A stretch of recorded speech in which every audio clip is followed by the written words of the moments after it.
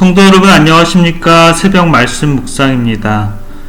오늘도 우리 하나님께서는 이 마지막 때 은혜의 시간을 허락해 주셨습니다. 아직도 이 세상은 코비드로 인해 두려움과 공포 속에서 또 하루를 맞이합니다. 사람의 운명이 마지막에 달한다란 느낌이 과연 어떤 것일까요? 어떤 사람은 자연사를 하시는 분들도 있지만 사고로 인해 순식간에 생명을 잃어버리는 운명의 준비도 못하는 분들도 계시고요. 또 어떤 분들은 감기나 폐렴 혹은 지병으로 인해 혹은 암투병으로 인해 극심한 고통으로 그 아픔을 견디다 차라리 죽음이 얼마나 감사한지를 깨닫는 분들도 있으시고요. 어떤 분들은 당뇨로 인해 매일 끼니 때마다 당을 조절해가며 오르락 내리락 하는 혈당에 따라 하늘에 갔다 땅에 떨어졌다 하는 기분으로 매일을 살아가시고, 또한 합병증으로 말초신경의 자극이 없어져서 손가락, 발가락, 시력 등등의 기능이 하나씩 잃어버리는 분들도 계십니다. 어쩌면 병들 중에 가장 처참한 병이라고 한다면 이 삶을 살아가는데 기억이 하나둘씩 없어져서 사람들을 알아보지 못하고 삶의 기능들도 하지 못하는 이 치매라는 병을 앓는 분들은 본인뿐만 아니라 온 가족들에게도 큰 희생을 선사하기도 합니다. 이런 모든 질병들, 그리고 인류의 삶에 그런 공통점이 있다고 한다면 우리 모두는 누구의 예외도 없이 인생의 불꽃은 서서히 하나씩 삭으러 간다라는 것입니다. 오늘 이 시간에는 모세와 함께 하나님의 출애굽의 여정에 함께했던 듬직한 대제사장 아론의 마지막 순간을 한번 살펴보겠습니다. 민수기 20장 25절과 26절입니다. 너는 아론과 그 아들 엘리아사를 데리고 호르산에 올라 아론의 옷을 벗기고 그 아들 엘리아사에게 입히라.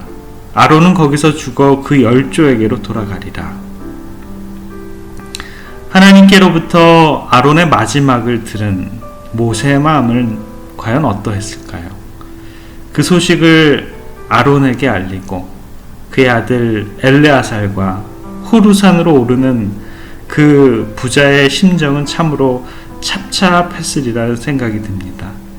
백발이 성성한 모세와 아론, 지금까지 하나님께로부터 큰 믿음과 재능을 가지고 이 백성들을 치리하고 수많은 시간 동안 하나님과 교통함으로 이 백성들과의 이기심 없이 평생을 보냈던 아론, 모세가 아멜렉 백성들과 싸우고 있는 이스라엘 백성들을 위해 지팡이를 들고 하늘을 향하여 손을 들었을 때 한쪽 팔을 밤이 새도록 치켜 세웠던 아론, 묵묵히 매일매일 대제사장직을 감수했던 아론, 그의 중재로 말미암아 백성들의 멸망을 막았었던 아론이지만 그에게도 평생 숨길 수 없던 그 수많은 제목들도 있었습니다. 시내산에서의 금송아지 사건, 또 미리암과 함께 반역의 사건에 연루되어서 모세와 대항하기도 했고요. 그런가 하면 모세와 함께 가데스에서 물 반석 사건도 그에게는 허물을 드러내는 그런 사건이었습니다. 그러나 그 무엇보다도 자녀들을 잘 키우지 못하여 그의 두 아들들이 하나님의 명령을 어기고 무시했기 때문에 죽임을 당했을 때는 아론은 반역하지도 불평하지도 못했습니다. 아론의 일평생을 뒤돌아볼 때 수많은 순간순간이 하나님과 동행했던 은혜의 시간들이었고요. 인생의 굴곡 속에서 유한한 인류의 삶이 후회와 부족함 투성이었음을 인정할 수밖에 없었겠지요. 호르산으로 옮겨지는 마지막 그의 발자취에서는 예전에 가졌던 불평의 마음도 반환적인 감정보다는 지금까지 인도하셨던 하나님의 은혜와 그분의 사랑이 얼마나 극진했는지를 느꼈을 것입니다. 비록 그의 발걸음은 모세와 엘리야살과 함께 발걸음을 한 걸음씩 옮기고 그의 마지막 순간이 다가옴을 느끼게 되었지만, 그의 마지막 순간 후에 있을 예수님의 재림은 그의 삶 속에서 맛보았던 가장 아름다운 순간보다 더 아름답고 영광스러운 광경임을 그는 알고 있었을까요? 노르웨이에 사는 한 할머니는 노구의 몸을 의탁할 곳이 아무데도 없었습니다. 아는 친척들을 찾아가서 같이 살자고 사정을 했지만 아무도 그 할머니를 돌아보지 않았습니다. 이 할머니는 자기 사정을 이야기하면서 꼭 이런 약속을 잊지 않았습니다. 염려하지 마세요. 저는 저의 죽음이 아름답기 위하여 줄곧 기도해 왔거든요. 하나님께서는 제 마지막을 책임지실 거예요. 그러니 염려하지 마시고 저를 받아주세요. 그러나 그녀를 받아주는 사람은 아무도 없었습니다. 그런데 어떤 그리스도인 부부가 이 할머니의 간증을 들었습니다. 할머니가 기도하셨다면 틀림없습니다. 우리 집으로 오셔서 같이 사세요. 그래서 할머니는 이 젊은 그리스도인 부부와 함께 살게 되었습니다. 할머니는 이 부부의 자녀들을 돌보며 그들에게 말할 수 없는 아름다운 그리스도의 삶의 모본을 가르쳤습니다. 젊은 부부의 가정은 이 할머니 때문에 정말 무척 행복했습니다. 매일 아침 저녁으로 할머니를 모시고 온 가족이 모여서 예배를 드렸습니다. 그러는 어느 아침, 그날도 다른 날과 다름없이 정말 맑은 아침이었습니다.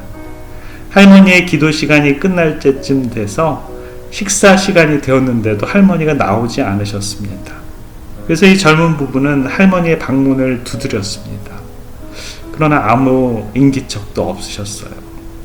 방문을 연 그들의 눈에 비친 그 엎드린 채 기도하면서 숨져있는 할머니의 모습이었습니다. 나는 절대로 당신들에게 짐이 안 될 것입니다. 내 죽음이 아름답기 위해서 기도했거든요. 하나님은 내 기도를 들어주실 것입니다. 사람이 어떻게 사는가도 정말 사실은 중요하지만 우리가 어떻게 죽는다는 것, 그것도 참 중요한 것 같습니다. 이것이 우리들의 삶을 결산하는 그런 마지막 순간이 될 것이기 때문입니다. 기도하면서 우리 주님과 동행하는 그러한 죽음, 정말 참으로 아름다운 죽음입니다. 사랑하는 성도 여러분, 저와 여러분들에게도 그러한 순간이 있을 것입니다. 어쩌면 우리가 살아있을 동안에 예수님께서 공중에서 구름을 타고 오시면 그 예수님을 맞이하시는 분들도 있겠지만, 그렇지 않다면 우리도 아론처럼 이 땅에서의 마지막을 맞게 될 것입니다. 그러나 여러분 분명히 기억하시길 바랍니다. 그 마지막 순간까지 우리들의 구원자 되시는 예수님께서 우리들을 위하여 십자가에서 우리들의 죄값을 다 대속해 주셨다라는 사실입니다. 비록 우리들은 어쩌면 아론보다도 더 흉악한 죄악의 모습으로 살아가고 있을지라도 그러한 저희들을 위해서 십자가를 지신 구세주 예수 그리스도가 저와 여러분들의 주인이시라는 사실을 오늘도 잊지 않으시는 우리들의 오늘의 삶이 되기를 간절히 기원합니다. 기도하겠습니다. 은혜로우신 우리들의 아버지 하나님, 저희들에게 또 한날의 생명을 허락해 주셔서 감사합니다. 또 하루의 생명이 한 발자국 죽음을 향해서 다가가고 있습니다. 또한 이 하루의 삶이 예수님의 재림을 더 하루 가깝게 앞당겼습니다. 주님, 저희들에게 삶과 죽음을 생각하게 하시고 죽음 저편의 생애도 영적인 안목으로 바라보게 하여 주셔서 주님께서 하늘의 삶을 사모하는 우리들의 삶이 되도록 주님 인도해 주시옵소서. 오늘도 저희들과 동행해 주시고 우리 주님의 백성들 정말 이 땅에서 안전하게, 이 역병에서 안전하게 동행해 주시고 늘 저희들을 지켜 보호하여 주시옵소서. 사랑해 우리 구주 예수 그리스도 이름으로 간절히 기도드립니다.